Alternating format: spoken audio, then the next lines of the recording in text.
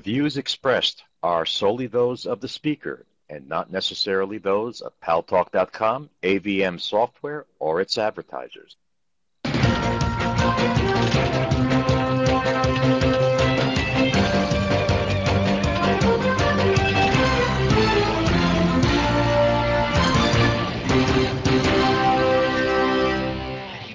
News Talk is online. News Talk Online is a production of Paltalk.com, the largest multimedia interactive program on the internet, with more than 4 million unique users on demand on iTunes and on YouTube and on my blog, GaryBaumgarten.com, where you're encouraged to post your comments, whether you agree with yours truly or not, and where you should be subscribing to my Twitter feed, twitter.com/GaryBaumgarten, where you'll read all kinds of news items, some of which you may or may not see, hear, or read in the mainstream media. And thanks to our great friends at CRN Digital Talk Radio, we're syndicated to an additional 12 million households. I am your host, Gary Baumgarten.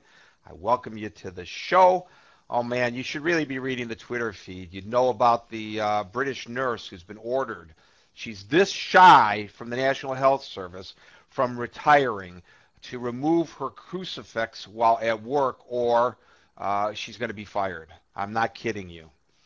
And you'd also read about, well, actually, I'm going to talk about this one a little bit later, but Zbigniew Brzezinski, who was Jimmy Carter's national security advisor, actually said today that if the Israelis overfly Iraq in an attempt to save the world from Iranian nuclear proliferation by attacking Iran's nuclear facilities, the United States should shoot down the warplanes.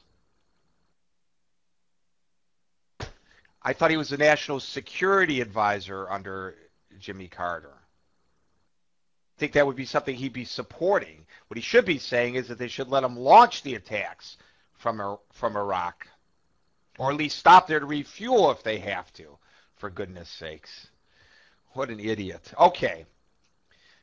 Today we're talking about Barack Obama, the President of the United States. 3 things on his agenda.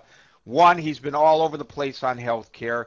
2, today he proposed a new jobs program. I thought that's what the stimulus bill was for. I'm beginning to sound a little bit like a conservative, aren't I? Scary.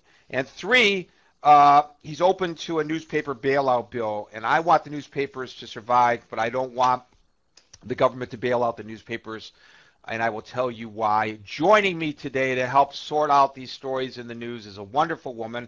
Her name is Jennifer Horn. She's been on the show before. I've been on her show.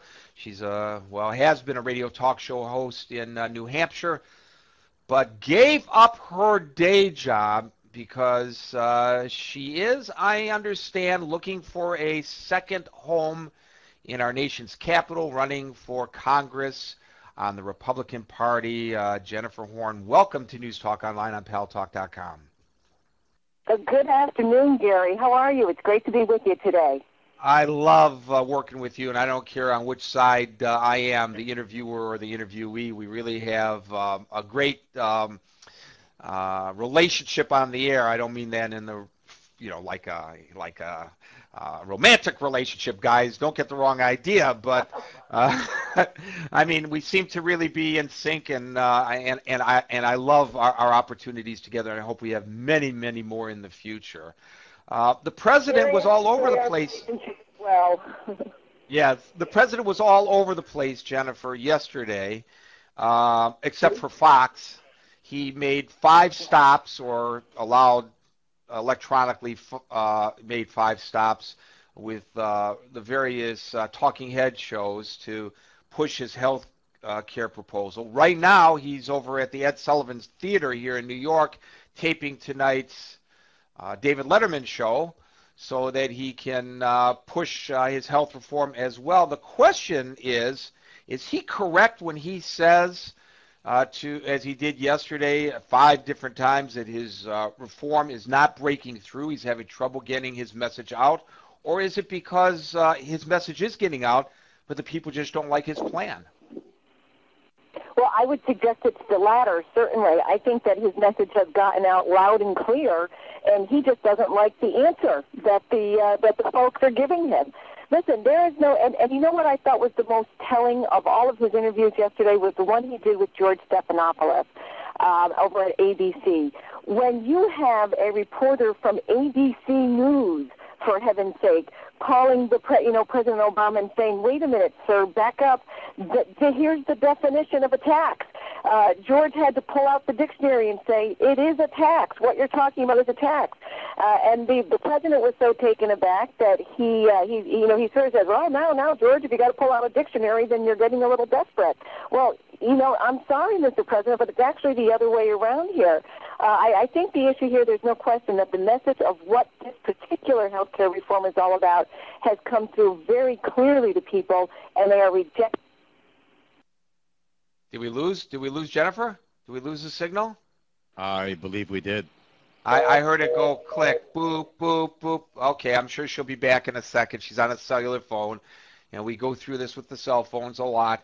What Jennifer doesn't say is not only is George Stephanopoulos a news anchor for one of the news talk shows on ABC, but he was an advisor to Bill Clinton. He was in the Clinton White House. So for an advisor to Bill Clinton, whose wife was the one who attempted to quarterback the last health reform proposal to take on the president the way he did is interesting as well. While we're waiting for Jennifer's return, earlier we were talking, we had President Obama's address before the Hudson Valley Community College in upstate New York, an area that's very terribly devastated economically. And he pushed through an effort to help both the economy and the colleges. And one of the things I did like that he said was that he wanted the United States colleges to be churning out more better educated people than they have been recently, because unfortunately they haven't been statistically doing so. And that part of it I like, but I don't understand quite his proposal to create jobs, because I thought that's what the economic stimulus package was all about, and I don't know why we need yet another plan. And then the third issue that I want to talk to Jennifer about, I hope we get her back. She is back.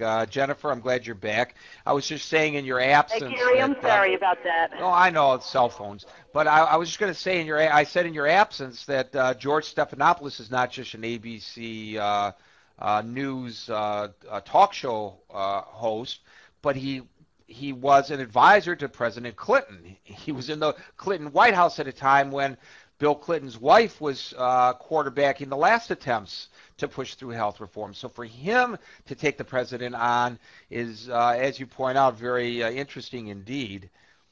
And the other exactly. Here you've got a gentleman active who has previously been active in Democratic politics, advised a Democratic president. Could hardly be called a member of the opposition, and he was giving the president, really kind of pushing the president up against the wall on this, and was clearly dissatisfied with the president's answers. So I think that was just kind of a snapshot